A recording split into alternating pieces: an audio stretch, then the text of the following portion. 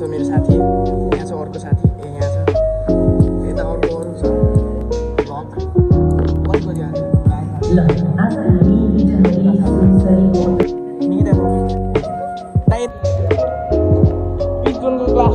यो चाहिँ piece जोनको office.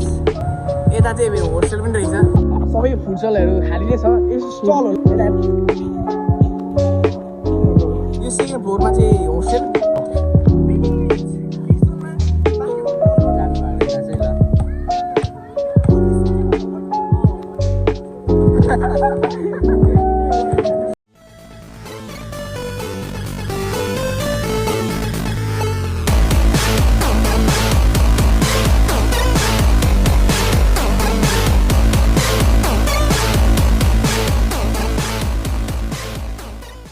Welcome back guys. आज हामी पिस जोन कलेज जाँदैछौँ भिजिटमा। आज कति गते? 16। आज असाढ 16। हिजो दही चुरा खाएर आज पिस जोन कलेज घुम्न जाँदैछौँ। ती कलेज गएर अब भेटौँ ल गाइज। आज चाहिँ पिस जोन कलेज भ्लग कति आज? यहाँ छ मेरो साथी, यहाँ छ अर्को साथी, यहाँ छ यता अर्को अरू छ।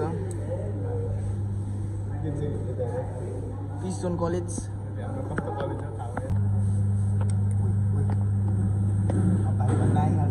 आज हामी इटहरी सुनसरीको एउटा शैक्षिक संस्था पिस जोन कलेज अफ म्यानेजमेन्टबारे अलिक गहिरिएर कुरा गरौँ त। हामीसँग जानकारी छ, उनीहरूको आफ्नै परिचय। हाम्रो उद्देश्य चाहिँ के हो भने यो कलेजले खासमा के कस्ता शैक्षिक अवसर दिन्छ, विशेष गरी व्यवस्थापन, अनि यसका विशेषताहरू के हो भनेर बुझ्ने। ल सुरु गरौँ न त। हुन्छ, यो चाखलाग्दो छ किनभने मतलब यो 3 दशक पुरानो स्कुल रहेछ पहिला, अनि अहिले आएर उच्च शिक्षा, त्यसमा नि व्यवस्थापनमा हात हालेको देखियो। पुरानो जगमा नयाँ काम हो। कलेज इटहरी उपमहानगरपालिका वाडा नम्बर 6 पिस जोन मार्गमा, अनि उनीहरूले आफ्नो एसई नतिजा पहिला राम्रो थियो भनेर पनि भनेका छन्। पृष्ठभूमि बलियो देखाउन खोजेको होला। उनीहरूको लक्ष्य चाहिँ अलिक ठुलै रहेछ, विद्यार्थीलाई विश्व नागरिक बनाउने रे, अनि आजको समय अनुसार सिकाउने। सायद यही सोचले होला व्यवस्थापन कलेज सुरु गरेको। तर यो विश्व नागरिक भन्ने कुरा अलि महत्त्वकांक्षी नै सुनिन्छ है, कसरी गर्छन् होला त्यो? पाठ्यक्रम हेर्दाखेरि कक्षा 11 र 12मा व्यवस्थापनमा लेखा, अर्थशास्त्र, कम्प्युटर विज्ञान अनि सामाजिक अध्ययन, नेपाली, अङ्ग्रेजी त अनिवार्य भइहाल्यो। तर विशेष जोड चाहिँ कम्प्युटर सहितको व्यवस्थापनमा दिएको देखिन्छ। यो किन होला? मतलब व्यवस्थापनमा कम्प्युटर? यो एकदमै सान्दर्भिक कुरा हो अहिलेको लागि। परम्परागत वाणिज्यको ज्ञानसँगै डिजिटल सिप चाहियो नि त।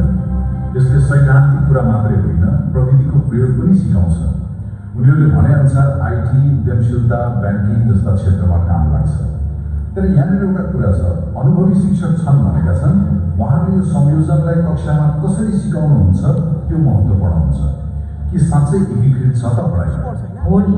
अब कलेजका अरू विशेषताहरू है, केही रोचक कुराहरू छन्, जस्तै छात्रवृत्ति, प्रवेश परीक्षा टपर, टर्मिनल परीक्षा टपर, अनि एसईईमा A+ ल्याउनेलाई विशेष छुट थियो, अनि समावेशी छात्रवृत्ति पनि छ।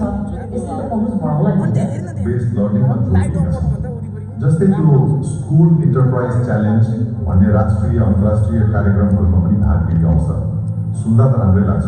हो र कक्षा कोठामा छलफल, प्रस्तुतीकरण, प्रयोगात्मक अभ्यासहरू पनि हुन्छन् रे। यसले त त्यो प्रोजेक्ट बेस्ड लर्निङलाई सघाउला। सैद्धान्तिक रूपमा त सघाउनु पर्ने, तर व्यवहारमा कति हुन्छ त्यो हेर्नुपर्छ। कतै यी परियोजनाहरू पाठ्यक्रमको छेउमा मात्रै पर्ने हुँदैन। त्यो पनि हो। अनि अतिरिक्त क्रियाकलाप इसिएमा पनि जोड दिएको देखिन्छ।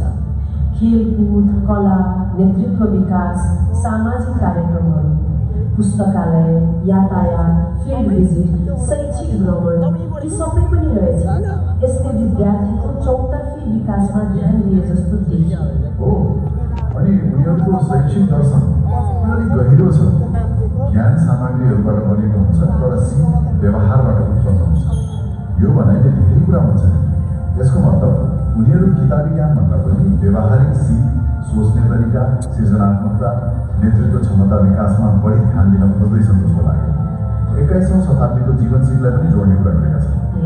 तर यो दर्शनलाई पाठ्यक्रम र जाँच सास लिने तरिकामा कसरी मिलाउँछन् होला त्यो पनि त महत्त्वपूर्ण होला नि। एकदम त्यही त मुख्य कुरा हो। भन्न जति सजिलो छ गर्न गाह्रो हुन्छ। विद्यार्थीबाट पनि केही अपेक्षा राखेका रहेछन्। अनुशासन, समयमा आउने, नियमित उपस्थिति, सम्मानजनक व्यवहार, सक्रिय सहभागिता, यो त सामान्य नै भयो। तर थप अवसरमा विद्यार्थी नेतृत्व विकास, रोजगारीमूलक तालिम, वाणिज्य तथा आइटी मेला, खेलकुद, सङ्गीत, कला यी कुराहरू पनि उल्लेख छन्। अवसरहरू त धेरै देखाइएको छ, कति प्रभावकारी हुन्छन् त्यो त भन्न सकिन्न। त्यसो भए सबै कुरालाई हेर्दा के बुझिन्छ त पिस जोन कलेजले आफूलाई परम्परागत व्यवस्थापन शिक्षालाई आजको डिजिटल सिपसँग जोड्ने अनि किताबी ज्ञानभन्दा व्यावहारिक अनुभव र सिप विकासमा बढी ध्यान दिने संस्थाको रूपमा चिनाउन खोजेको देखिन्छ। हो, उनीहरूले त्यो ज्ञानभन्दा सिप र व्यवहारलाई महत्त्व दिने कुरा उठाएका छन् नि। त्यो आजको जमानामा सान्दर्भिक त सुनिन्छ, तर फेरि त्यही कुरा आउँछ। हाम्रो स्थापित शैक्षिक प्रणाली, परीक्षामुखी मूल्याङ्कन यो सबै कसरी तालमेल मिलाउँछन्? के उनीहरू साँच्चै फरक धार बनाउन सक्छन् त? यो प्रश्न महत्त्वपूर्ण छ। निश्चय यो छलफलको अन्त्यमा प्रिन्सिपल केशव प्रसाद भट्टराईको सन्देश पनि सम्झिहालौँ। सँगै पाइला चालेर तपाईँको भविष्य निर्माण गरौँ। अनि ठेगाना त इटहरी 6 सुनसरी भइहाल्यो।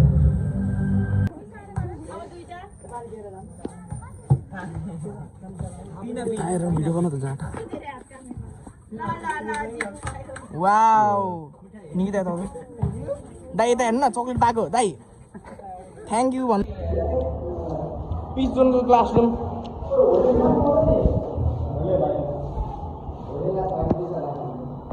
यो चाहिँ पिस जोनको अफिस।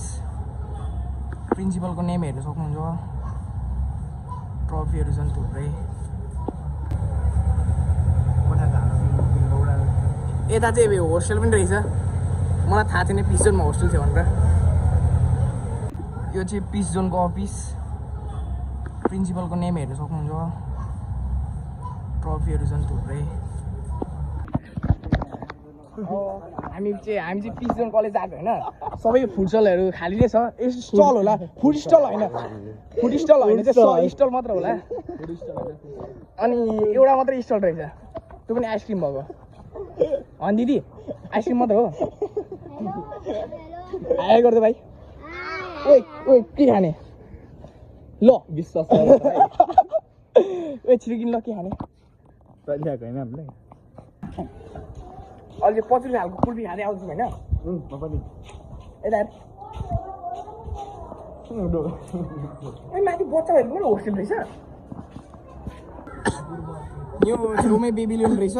अनि वहाँ पर चाहिँ आधार उयो के अरे बिचको आधार छ। कति ताले हो यो? मलाई त थाहा छैन। हो कति फ्लोरको रहेछ? अग्लै रहेछ, तर कस्तो कस्तो रहेछ। यो सेकेन्ड फ्लोरमा चाहिँ होस्टेल। ब्रेकिङ न्युज, पिस जोनमा बास्केटबलको नदिनु भएर राखिसक्नु भयो अरे कलेज अफिसमा। तर हामी बदलले हान्दैछौँ। अब हेर्नु कसरी हान्ने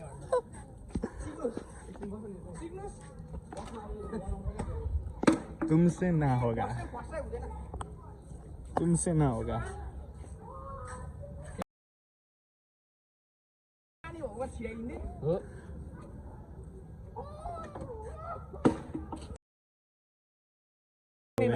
तर हामीलाई बल बास्केटबल खेल्ने दिन भएन। अनि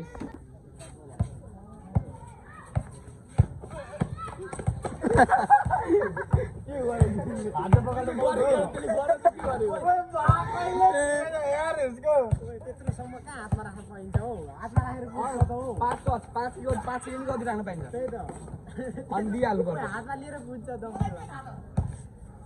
यसरी त जसले पनि खेलिहाल्छ नि। फुटबल हो, फुटबल खोसिहाल्छ नि।